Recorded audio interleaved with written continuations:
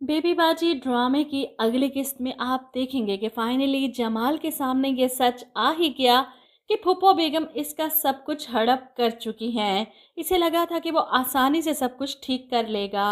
अजरा को तसल्ली देकर जाता है कि मैंने जो कुछ बिगाड़ा है सब ठीक करूंगा। इसलिए इस घर को दोबारा से चारों भाइयों के नाम करवाने के लिए अपनी कोशिशें शुरू कर देता है। लेकिन यहाँ पर अचानक इसे धचका तब लगता है जब पेपर्स तैयार करते हुए प्रॉपर्टी डीलर वाला इस पर ये बम फोड़ता है। ये घर तो नाम हो ही नहीं सकता किसी के, क्योंकि ये गिरवी है। जमाल को यकीन नहीं आता ऐसा कैसे हो सकता है, जिस पर प्रॉपर्टी डीलर बताता है मैंने खुद इसके सारे पेपर्स चेक किए हैं, ये घर तो बैंक के पास गिरवी है, ये तो किसी के नाम नहीं होगा। यहाँ पर जमाल हैरान परेशान गाड़ी चलाता हुआ रोता हुआ घर वापस आता है और सीधा फूफो के कमरे में कि किस बाजार में जाकर आपने मेरे भरोसे को बेचा, क्या किया आपने मेरे साथ, बस बहुत हो गया, अब आप यहाँ नहीं रह सकती। जो कुछ आप लोगों ने हमसे छीना है ना, वो सब कुछ वापस करना पड़ेगा। ये घर आपका नहीं है। अरे मैंने तो एक लाचार बुजुर्ग को अपने घर में जगह दी, अपने माँ बाप की जगह तस्वुर किया आपको। अरे इस घर की जड़ें खोखली करने वाली आप हैं। बस बहुत हो गया, बहुत बड़ी गलती कर दी मैंने ये घर आपके नाम करने की, लेकिन अब ये घर वापस आपको करना होगा हर सूरत में। जिस पर फूफो बेगम साफ लफ्ज़ों में अपनी असलियत जमाल के सामने खोल देती हैं। अरे कानूनी तौर पर इस घर की मालकन अब मैं हूँ, बल्कि सिर्फ इस घर की नहीं, तुम्हारी दुकान, कारोबार और कारखाने के भी मालिक मैं ही हूँ। जमाल को यकीन नहीं आता फूफो इतना बड़ा धोखा दे सकती हैं।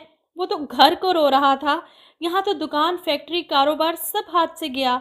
इतना बड़ा धोखा वो बर्दाश्त नहीं कर पा रहा।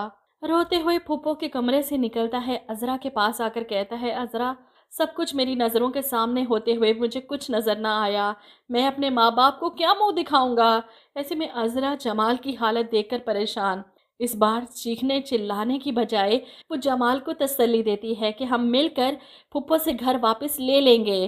जिस पर जमाल कहता है सिर्फ घर की बात नहीं है अजरा, सब कुछ हाथ से निकल गया, मेरे दोनों हाथ खाली हैं। अजरा परेशान, क्या मतलब जमाल, ये क्या कह रहे हो तुम। जिस पर जमाल बताता है जो फूफो ने इसके सर पर बम फोड़ा, कारोबार, फैक्ट्री, सब कुछ फूफो हड़प कर चुकी हैं। अजरा तो वहीं सोफे पर गिर जाती है इतनी बड़ी खबर सुनकर।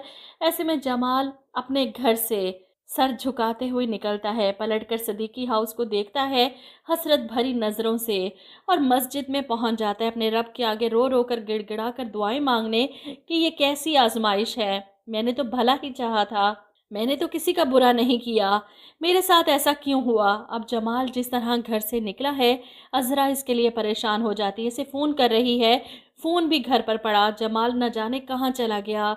वो नसीर और वलीद को बताती है कि जमाल परेशानी में घर से निकला है, कहीं कुछ हो ना जाए इसे। और वहीं मस्जिद में दुआ मांगते रोते हुए जमाल एक साइड पर लुढ़क जाएगा, बिल्कुल वैसे ही जैसे इसका बाप गया था।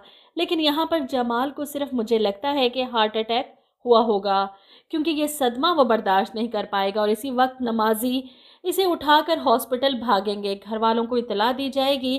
कुरैशी साहब जो समन के वालिद हैं, जमाल की हालत देखकर इसके भाइयों को फ़ोन करेंगे। और वहीं पर आपने सायरा को भी देखा हॉस्पिटल में खड़ी जमाल के लिए परेशान। अब मुझे तो यही लग रहा है कि जमाल के साथ ये सब होगा। आप लोग क्या कहते हैं इस बारे में, कमेंट करके अपनी राय ज़रूर दीजिएगा।